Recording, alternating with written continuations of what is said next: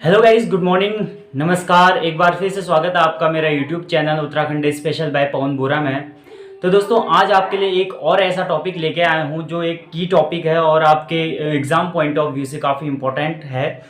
इस टॉपिक से आप चाहे यूकेएसएससी का एग्ज़ाम दे रहे हो या एसएससी का एग्ज़ाम दो, तो वहाँ से एक कोई ना कोई क्वेश्चन देखने को ज़रूर मिलता है। तो मैं टाइम वेस्ट न करते हुए शुरू करता हूँ।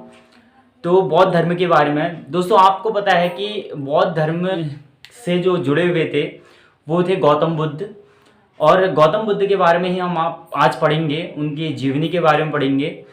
जो गौतम बुद्ध थे दोस्तों, वो सनातन धर्म से जुड़े हुए थे, सनातन धर्म से जुड़े थे और एक ब्राह्मण भी थे।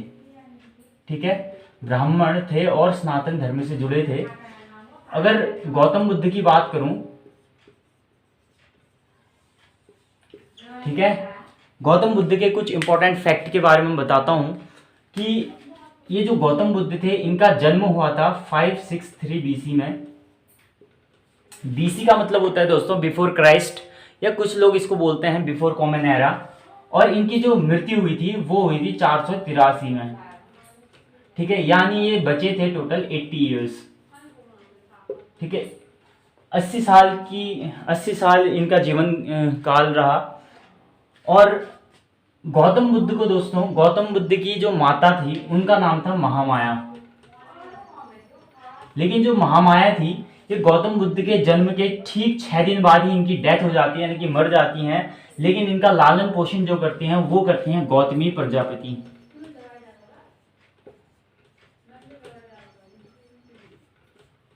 एक क्वेश्चन है दोस्तों कि गौतम बुद्ध का नाम गौतम बुद्ध कैसे पड़ा।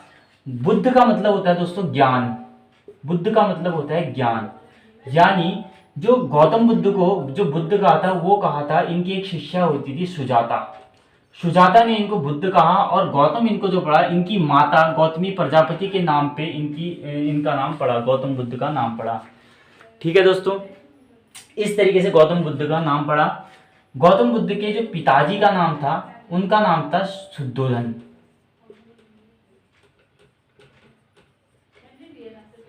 ठीक है, इनकी एक पत्नी थी, पत्नी का नाम था यशोधरा। और पुत्र भी था, एक था पुत्र, पुत्र का नाम था दोस्तों राहुल। ठीक है, गौतम बुद्ध जो थे शाक्य वंश के थे, इस वजह से इनको शाक्य मुनि भी कहते हैं, शाक्य मुनि। ठीक है, और अगर बात आए, अगर महावीर जैन जो धर्म के थे, तो महावीर को बोलते हैं ज्ञातक मुनि, ज्ञातक मुनि के थे वो। ठीक है, ये गौतम बुद्ध जो थे वो शाक्य मुनि के थे और महावीर जो थे वो ज्ञातक मुनि वाले थे। आगे मैं बात करता हूं जो गौतम बुद्ध थे। ठीक है, गौतम बुद्ध के बचपन का नाम था सिद्धार्थ। गौतम बुद्ध के बचपन का नाम दोस्तों सिद्धार्थ था। और इनके घोड़े का नाम था, इनका एक घोड़ा भी था, घोड़े का नाम था कंठक। ठीक है, गौतम बुद्ध के घोड़े का नाम कंठक था और इनका जो घोड़ा चलाता था, जो सारथी होता है यानी कि जो घोड़ा चलाता है, उसका नाम था छिन्ना।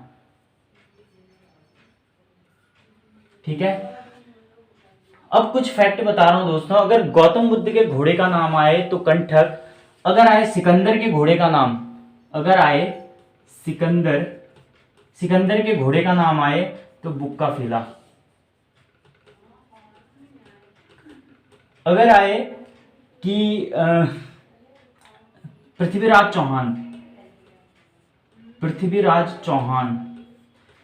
चौहान के घोड़े का नाम पूछे तो इसके घोड़े का नाम था नाट्यरमा।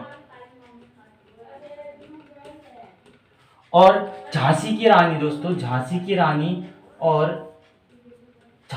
रानी महाराणा प्रताप, इन दोनों के घोड़े का नाम था चेतक। ठीक है, तो इस तरीके से गौतम बुद्ध के बारे में मैंने आपको कुछ चीजें बताई कि गौतम बुद्ध का जन्म कब हुआ था, गौतम बुद्ध की मृत्यु कब हुई, पिताजी का नाम शुद्धोधन था, पत्नी का नाम यशोधरा, बेटे का नाम राहुल, पत्नी जो उनकी वास्तविक माता थी उनका नाम महामाया था, जो कि 6 दिन के बाद ही मर गई थी। उनके लालन पोषण गौतमी प्रजापति ने करा था। इसी की वजह से गौतम बुद्ध इनका नाम पड़ा। सनातन धर्म के थे, ब्राह्मण जाति के थे। सिकंदर के घोड़े का नाम बुक्काफिला, पृथ्वीराज के घोड़े का नाम नाट्यरमा, शाक्य मुनि के थे। अगर ज्ञातक मुनि आएगा तो ज्ञातक मुनि थे हमारे महावीर वाले और महावीर। और झांसी की रानी महाराणा प्रताप के घोड़े का नाम चेतक। 80 साल ये बचे थे दोस्तों। बुद्ध का नाम ज्ञान होता है और इनकी एक शिष्या भी थी, सुजाता। इनका एक शिष्य होता है, प्रिय शिष्य। गौतम बुद्ध का जो प्रिय शिष्य होता है उसको बोलते हैं चंदू, और वैसे इसका नाम होता है आनंद। ठीक है। और गौतम बुद्ध का जो अंतिम शिष्य होता है उसका नाम होता है सुभद्र। ठीक है दोस्तों। गौतम बुद्ध की जो एक शिष्य गौतम बुद्ध का होता है, जो गौतम बुद्ध के 4 समागम होते हैं और एक सभा होती है। उन 4 समागम के बारे में जो सोचता है वो जो शिष्य होता है उसका नाम होता है दोस्तों महाकश्यप। और गौतम बुद्ध का समागम होना चाहिए, और इस बात का जो डिसाइड किया गया ये चीज, वो किया गया सारनाथ से। सारनाथ जो है ये उत्तर प्रदेश में वाराणसी में पड़ता है। ठीक है। तो ये इतनी सारी चीजें गौतम बुद्ध से मैंने बताई कि कैसे कैसे गौतम बुद्ध का। और अब मैं आपको गौतम बुद्ध की थोड़ी सी जीवनी बताता हूँ। ठीक है। गौतम बुद्ध की आपको जीवनी बताता हूँ दोस्तों। क्या होता है कि एक छोटा सा डायग्राम बना रहा हूं। ठीक है। ये समझने के लिए बना रहा हूं मैं। ये है नेपाल, लुम्बिनी, कपिलवस्तु। ठीक है। यह है अनोमा नदी,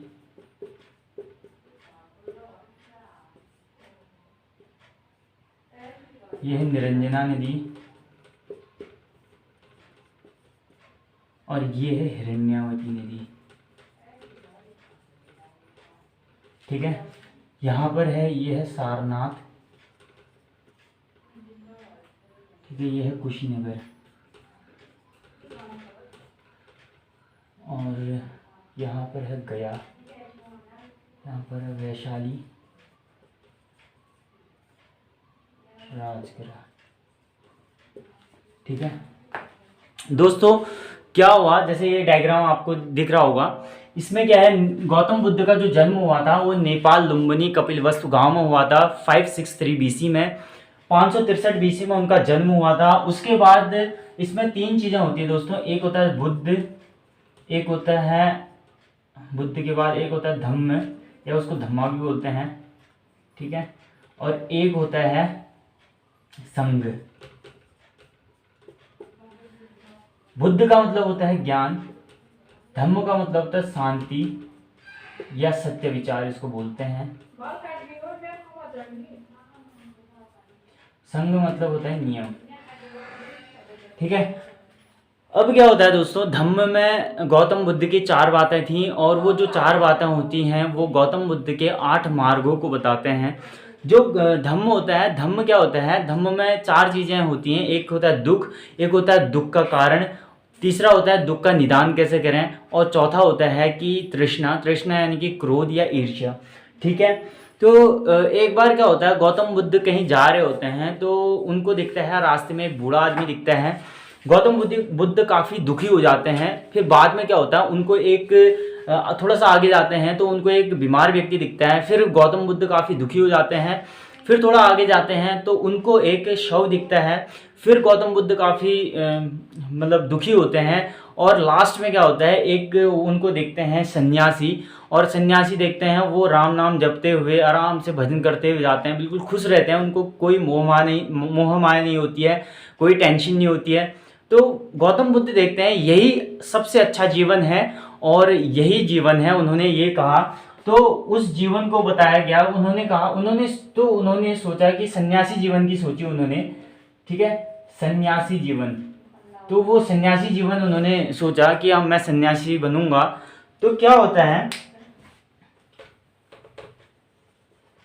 दोस्तों गौतम बुद्ध का जन्म जब नेपाल लुम्बिनी कपिलवस्तु गांव में होता है नेपाल में 563 बीसी में जन्म के बाद 29 साल की 29 ईयर्स ओनली 29 ईयर्स के बाद वो क्या करते हैं, अपने घर को छोड़ देते हैं और इस अनुमा नदी को पार कर लेते हैं। अनुमा नदी को जैसे ही पार करते हैं तो वो मुंडन करवाते हैं यहाँ पर। तो काफी टाइम क्वेश्चन भी पूछा जाता है कि गौतम बुद्ध ने किस जगह पर अपना मुंडन करवाया था, कौन सी नदी के किनारे, तो वो है अनुमा नदी के किनारे। ठीक है, अनुमा नदी के किनारे उन्होंने मुंडन करवाया यहाँ पर। यहाँ से फिर जब मुंडन करवाने के बाद वैशाली पहुंचे दोस्तों, ये वैशाली बिहार में पड़ता है, और यहाँ पर जैसे पहुंचे उनके गौतम बुद्ध को पहले गुरु मिले।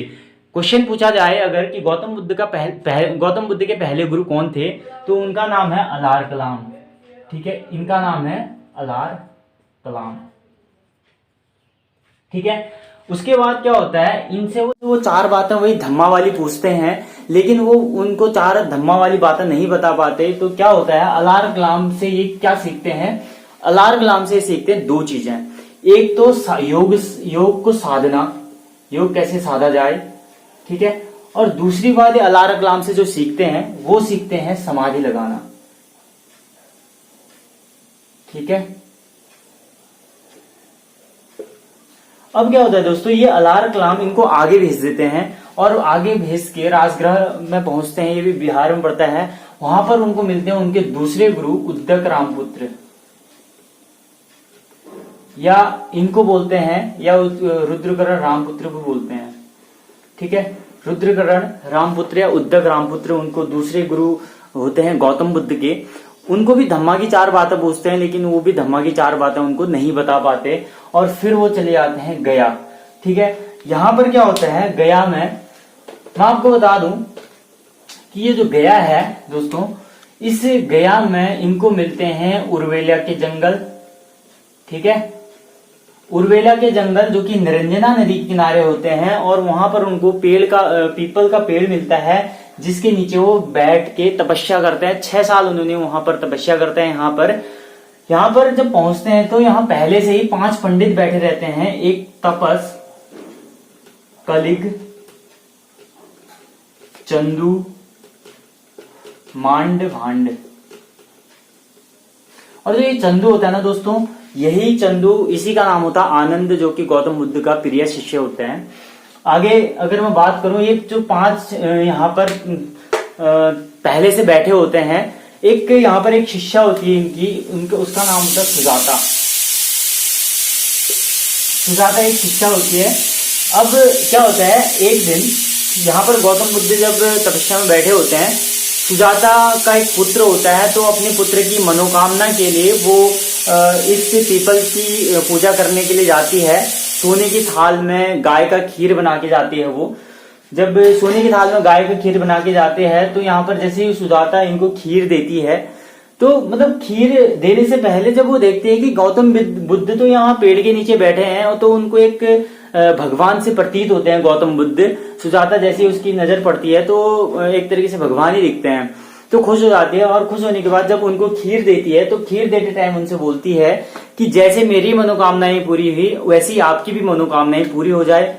और यकीन मानो दोस्तों, उसी रात गौतम बुद्ध के उसी रात सपने में उनको सच का बोध हुआ, यानी कि उनको ज्ञान की प्राप्ति हो गई थी। तो जब जिस पेड़ के नीचे उनको ज्ञान की प्राप्ति हुई, उसको कहा गया बोधि वृक्ष, और जिस जगह पे ज्ञान की प्राप्ति हुई उसको कहा गया बोध गया। ठीक है, यहाँ इसको कहा गया बोध गया, और इसको कहा गया बोधि वृक्ष। उसके बाद उन्होंने सबसे पहले जो उनकी गौतम बुद्ध की पहली जो शिष्या थी, उसका नाम था गौतमी प्रजापति। ठीक है, और जो उनकी मतलब दूसरी शिष्या थी, उसका नाम था सुजाता। ये इनको उपदेश देते हैं, पहला उपदेश इनको ही देते हैं। उसके बाद ये सीधे जाते हैं, और सीधे जाने के बाद इनको ज्ञान देने के बाद ये जाते हैं दोस्तों सारनाथ में, सीधे जाते हैं सारनाथ में। सारनाथ में जो 5 पंडित होते हैं, वही जो जब क्या होता है, ये इनको खीर देती है सुजाता, तो 5 पंडित नाराज हो जाते हैं। नाराज होके वो पहुंच जाते हैं सारनाथ में। तभी सारनाथ में जब बाद में गौतम बुद्ध भी वहां पहुंचते हैं, तो उनको उपदेश देते हैं उन्हीं 5 पंडितों को। ठीक है, उन 5 पंडितों को जैसे उपदेश देते हैं वो, उसके बाद एक बार ये गौतम बुद्ध जो है अपने प्रिय नंद आनंद के घर पहुंचते हैं। और ये आनंद जो होता है ये रहता है पावापुरी बिहार में। ठीक है, आनंद पावापुरी बिहार में रहता है, उसके घर ये पहुंचते हैं। तो यहाँ पर एक व्यक्ति होता है, उसका नाम होता है कुंडू लोहार। तो कुंडू लोहार के यहाँ जब खाना खाते हैं, तो कुंडू लोहार के यहाँ खाना खाते हैं तो मांस का टुकड़ा खा लेते हैं, या उनकी आंखों में इन्फेक्शन हो जाता है और बीमार पड़ने लगते हैं। बीमार पड़ने की वजह से क्या होता है, वो उनकी ज्यादा तबीयत खराब हो जाती है। तो एक होता है दोस्तों, इसमें 2 चीजें होती हैं, एक होता है बिंदुसार और एक होता है बिंबसार। बिंदुसार आए तो मौर्य वंश होगा, तो ये मौर्य वंश का राजा था। और बिंबसार आए तो हर्यक वंश, ये हर्यक वंश का राजा था। तो ये जो बिंबसार था ये गौतम बुद्ध के टाइम का राजा हुआ करता था, और इसके दरबार में एक वैद्य था, उसका नाम था जीवक। काफी बार क्वेश्चन पूछा गया है कि बिंबसार का कौन सा ऐसा, बिंबसार ने किस अपने वैद्य को गौतम बुद्ध के इलाज के लिए पावापुरी बिहार भेजा, तो वो भेजा था जीवक को।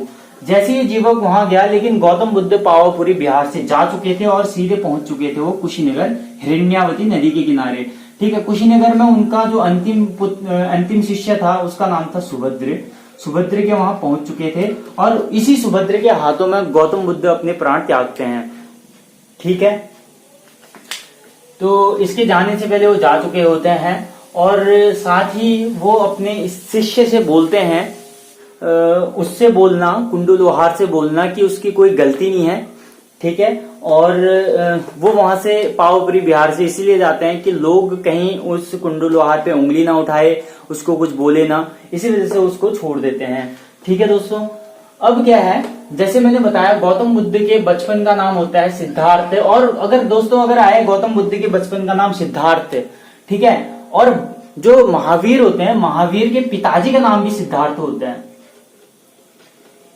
ठीक है, महावीर के पिताजी का नाम सिद्धार्थ और गौतम बुद्ध के बचपन का नाम सिद्धार्थ, और महावीर के बचपन का नाम वर्धमान होता है, वर्धमान। और मैं ये आपको महावीर के बारे में मैं आपको महावीर वाले लेक्चर में पढ़ाऊंगा।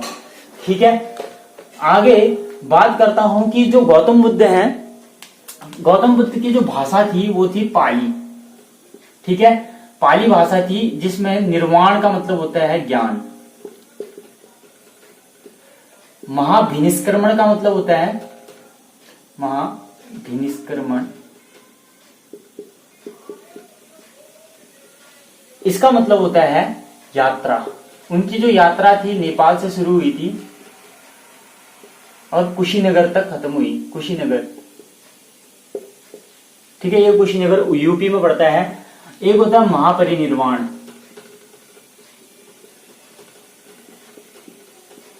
इस महापरिनिर्वाण का मतलब होता है मृत्यु। एक होता है धर्म चक्र परिवर्तन,